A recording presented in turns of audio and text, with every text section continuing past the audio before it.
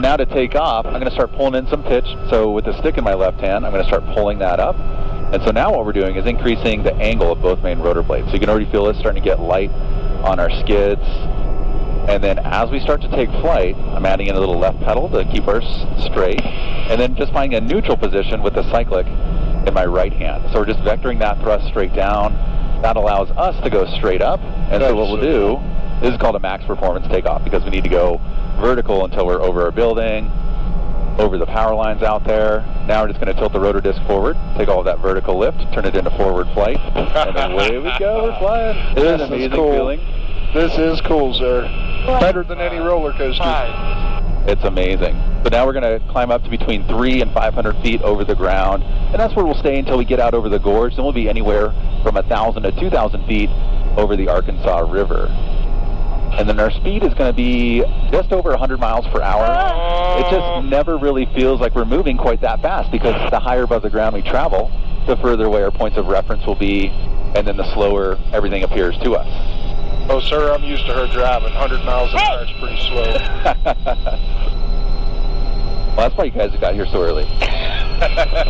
All right, now we're sitting about 300 feet over the ground. Our airspeed is right here, so at 85 knots. That's just measuring the speed that's coming up over the fuselage. Our ground speed's down here in the GPS. We're going 93 knots, and each knot being 1.15 miles per hour. That'll put us at 106 miles per hour. But see, it feels like we're fairly lumbering along, right? All right, so now we're starting to come up to the Royal Gorge Road off to our right side. In front of us, you can see where we had a fire through here. So you see on the side of the quarry there, their property, there's still a lot of burnt trees. Over here in these fields, there's a lot of rehabbed area. You can see the different management styles. It really goes a long way if you can chip up some burnt trees, do a little seeding like they've done. This all came through in June of 2013. It started on the south side, which we'll see here in a little while, burned across to the north side. Did not burn our bridge down over there, but it did burn down 48 of 52 structures at the Royal Gorge Park. So I'll kind of point out what's new and what's old once we get over there. See down here, they're making the most of it with non-motorized vehicle trails, little BLM campground up there. And we have fires down here. It's kind of sparse vegetation so they don't grow into mega fires, but they start very easy because we're high plains desert. All right, now we're coming up to the Royal Gorge, and we're going to start our tour of the gorge by heading out over the canyon section. Now, the difference between a gorge and a canyon are the dimensions. I didn't know that until I started flying down here in 2011, but a canyon is wider than it is deep. A gorge is deeper than it is wide. So even though this is all called the Royal Gorge, it's actually both of those features. Isn't that beautiful? It just opens up for us here. Kind of a hidden little gem, and these are all over up and down the Front Range here in the Southern Rockies. Wow. Now down below us, the reason for our light vest there is the Arkansas River. It's a beautiful emerald green color because of all the minerals it's exposed to as it drains down out of the mountains. There's the tour train making his way down there. That's flowing probably about 500 cubic feet per second, so starting to get good for whitewater rafting. Those guys, unofficial season is Memorial Day to Labor Day. You'll see a lot of rafters down there all day long. Class 3, Class 4 rapids. Now it's called the Arkansas River because that's where it ends up, but it does start here in Colorado, about 90 miles upstream over by Leadville, but it ends in Arkansas, outlets into the Mississippi River. They got there first and named it, and so everyone upstream is just kind of stuck with their name. But it's all right. We've got Colorado on the Arizona, or the Arizona on the Colorado River. That's right. It goes all the way down through their state. All right, now in front of us is a more recent fire. This was from, oh yeah, yeah, this is from last summer, so you can still see the carbon on the trees, yeah, the red outline. This is where the slurry drops came through, so 2 single-engine tanker planes laid the slurry line down. Look how effective that stuff is. You know, right up to it, completely stopped it. A couple of helicopters worked the side of the canyon wall, so really good effort from those folks to keep this contained to only 300 acres. But northwest of Denver last year, we had over 400,000 acres of fires there, so it was a pretty bad fire year last year statewide. All right, now we're coming up to the mouth of the canyon, looking out over the Arkansas River Valley. See Canyon City down there. Now, Canyon City is home to a lot of Department of Corrections. There's a lot of prisons out there. There's 7 state, 4 federal penitentiaries, so 11 prisons out there in that valley.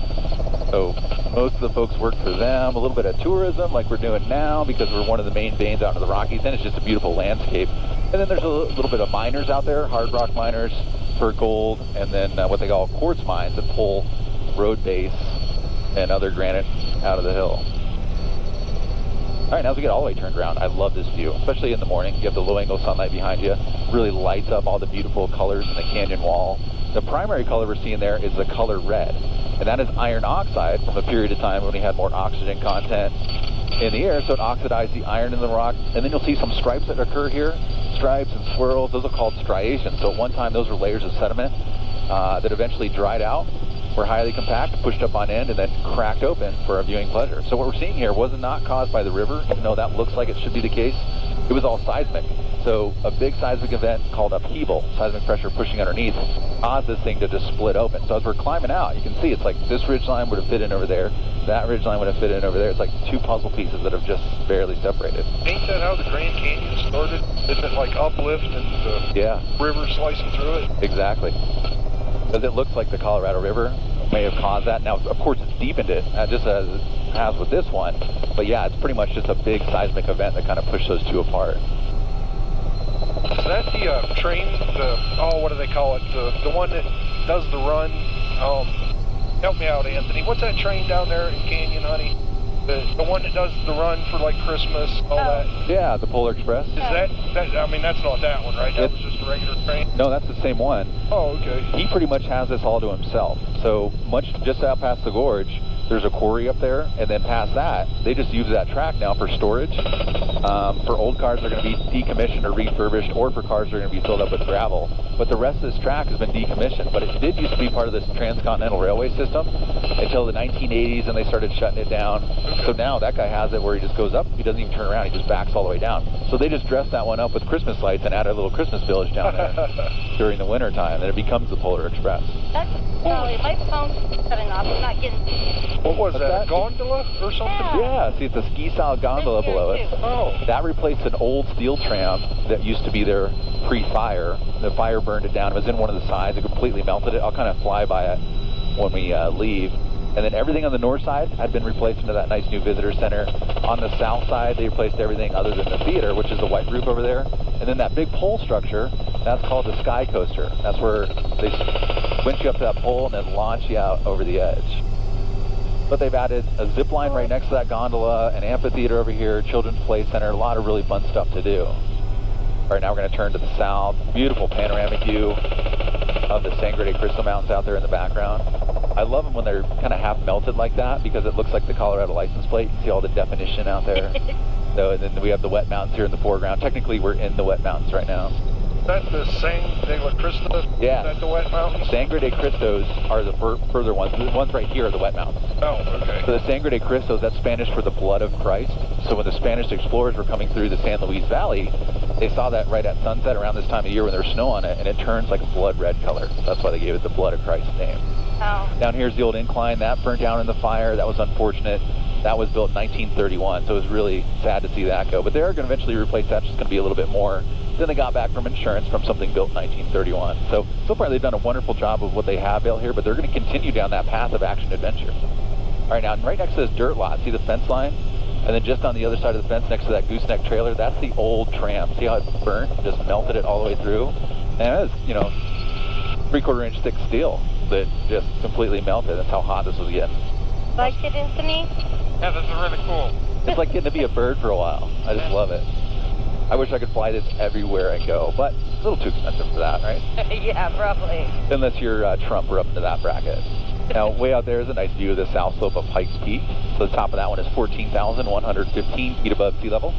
Right now, we are just descending through 7,000 feet above sea level. So that puts us just about 600 feet over our helipad. So right now we're descending 500 feet per minute. We're going to keep that descent rate all the way in over the zip line course you can see out here. And it looks like we still have a nice west wind, so we'll get set up for our west wind approach. So what we're doing now is just taking a little pitch out of the rotor blades. So we're kind of letting gravity take over. That's what's giving you that uneasy feeling, right? Because we're like, oh, we're falling out of the sky. But it's a nice controlled fall. And so now we're getting up to about 100 feet over the ground. And with this west wind, we need to go over the short power line, turn before we get to the tall power lines. All stuff you normally wouldn't want to hear about when you're flying in a helicopter, but we are surrounded by them, so we just embrace it. They're there and play nice with them. So now in this turn, play nice with them. right? Well, it's still the #1 downer of helicopters is running into stuff, which is kind of crazy because people get so comfortable flying around those obstacles they call it, complacent. Yeah. And so 70% of the people that, that it wasn't a fatal crash will say, oh, well, I knew the lines were there. I just got so comfortable flying around.